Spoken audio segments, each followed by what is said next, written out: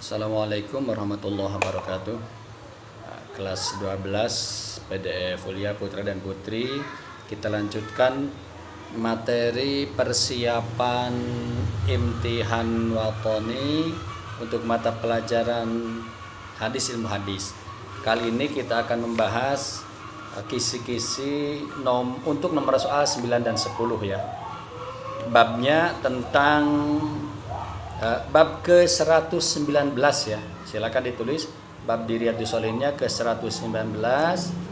Hadis yang diambil hadis urutan nomor 788.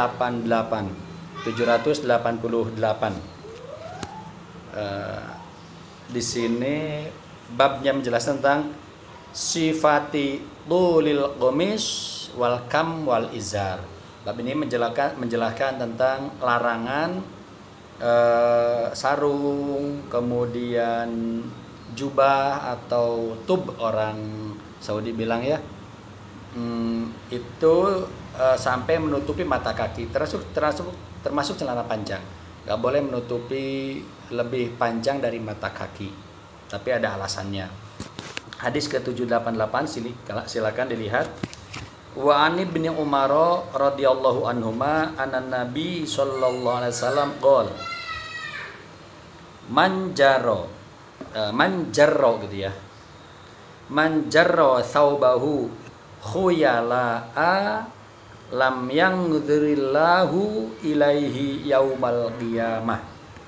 Kata Rasulullah, barang siapa yang diterjemahnya kalimatnya begini, jarro itu diartikan dengan menarik, yang lebih tepat mungkin menyeret itu. Barang siapa yang menyeret bajunya, ujung baju bawahnya gitu ya, ujung jubahnya, ujung sarungnya, termasuk celananya, menyeret maksudnya dipanjangkan sampai menyentuh tanah, maka orang itu tidak akan dilirik, tidak akan dilihat oleh Allah di akhirat nanti dengan lirikan, dengan pandangan kasih sayang. Mendengar sabda Rasulullah ini, sahabat Abu Bakar kemudian berkata, ya Rasulullah, faqala Abu Bakar, ya Rasulullah, inna izari yastarhi illa an atahadahu.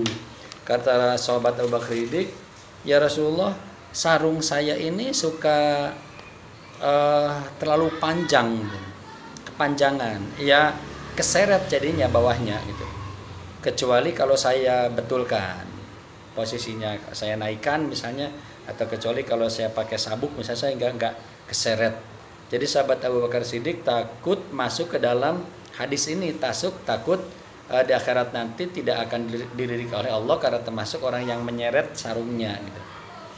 Kemudian Rasulullah berkata, faqala Rasulullah sallallahu alaihi wasallam, innaka lasta mimman yaf'aluhu khuyala'a. Harokatnya masa diperhatikan. Kata Rasulullah kepada sahabat Abu Bakar, wahai sahabat Abu Bakar, kamu itu tidak termasuk orang yang melakukan hal tersebut karena sombong, karena takabur gitu ya.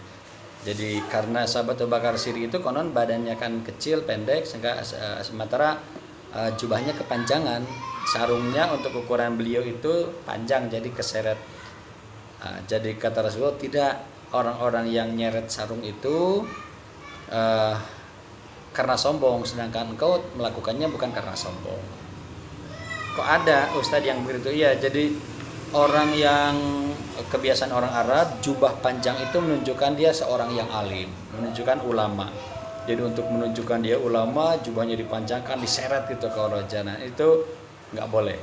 Akan di akhirat nanti akibatnya dia tidak akan dilirik oleh Allah dengan pandangan kasih sayang. Itu untuk soal nomor berapa tadi? 9 dan 10 ya. Rahul Bukhari warwa Muslim ba'dahu. Kalimat ba'dahunya di yang kalian punya kurang sedikit itu. Ingat-ingat ya, lafadz hadisnya manjarro thawbahu khuyala'a lam yang durillahu ilaihi yaumal qiyamah, gitu ya kalimatnya. Abu Bakar berkata,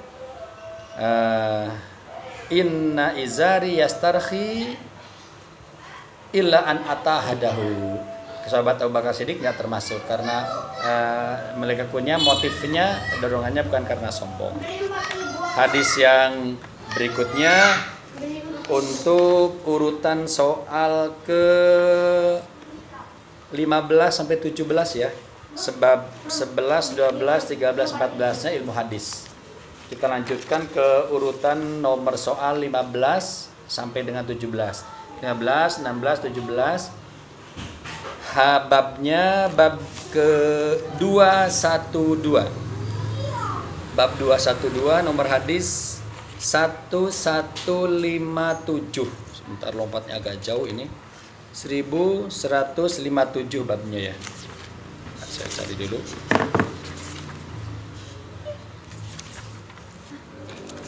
Seribu 157. Ini dia. Fadlu qiyamil laili bab ke-212 ya. Hadis 1157. Tentang keutamaan fadlu qiyamil lail. Wa an Aisyah radhiyallahu anhuma qalat. Diriwayatkan dari Sayyidah Aisyah radhiyallahu taala anha, beliau berkata, ini jadi hadis fi'liyah ya, yang berkata bukan Rasulullah. Ini bukan sabda Rasulullah.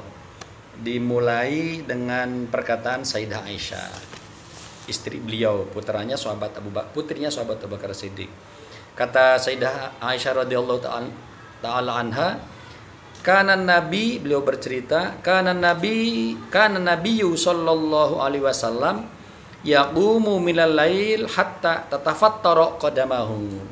Jadi bercerita Sayyidah Aisyah, Rasulullah itu kalau bangun malam sampai saking lamanya berdiri, saking seringnya berdiri, saking banyaknya sholat sunnah yang beliau lakukan, sampai kedua kakinya itu bengkak. Karena kan darahnya nggak naik, beliau berdiri terus, bengkak kaki beliau. Pernah diceritakan beliau sholat malam itu, jadi banyak riwayatnya tentang sholat malam beliau itu. Ada yang sholat nggak pernah berhenti terus, jadi berkali-kali, puluhan bahkan ratusan rakaat. Sementara ada hadis lain yang diriwayatkan oleh Sayyidah Aisyah dalam kitab Al-Ghunyah karangan Kanjeng Syekh Abdul Qadir Jilani radhiyallahu taala anhu, bahwa Rasulullah pernah satu malam sholat malam mulai habis Isya rakaat pertama sampai jam 12 malam. Berdiri itu berapa jam berarti kan? Taruh mulai jam 7. Berarti 5 jam beliau berdiri. Kemudian beliau ruku sujud cepat, rakaat keduanya sampai hampir subuh berdiri. Bagaimana enggak bengkak coba? Saking lamanya berdirinya. Faqultu lahu, maka Sayyidah Aisyah berkata, ini setengah protes ini. Berkatanya itu, faqultu, maka saya berkata lu kepada Rasulullah, lima tasna'u hadza ya Rasulullah, wa qad ghufira laka ma taqaddama min dzambika wa ma ta'akhkhara. Kata Sayyidah Aisyah, kenapa engkau lakukan ini wahai Rasulullah? Kenapa engkau harus bangun malam sampai bengkak kedua kaki engkau? Padahal seandainya engkau punya dosa yang telah lewat, dan seandainya engkau suatu saat tadi melakukan dosa, sudah diampuni oleh Allah. Kenapa sholat malam sampai kayak begitu? Mendengar ucapan bernada protes itu, Rasulullah menjawab, afala akuna abdang syakuro. Ini sangat mungkin di garis bawah nanti di soalnya. Jadi alasan Rasulullah sholat malam sampai kakinya bengkak itu dalam rangka agar menjadi manusia yang pandai bersyukur. Afala akuna abdan syakuro. Jadi enggak boleh wahai Aisyah saya menjadi orang yang pandai bersyukur kepada Allah. Itu alasannya ya. Jadi Rasulullah melakukannya dalam rangka bersyukur kepada Allah.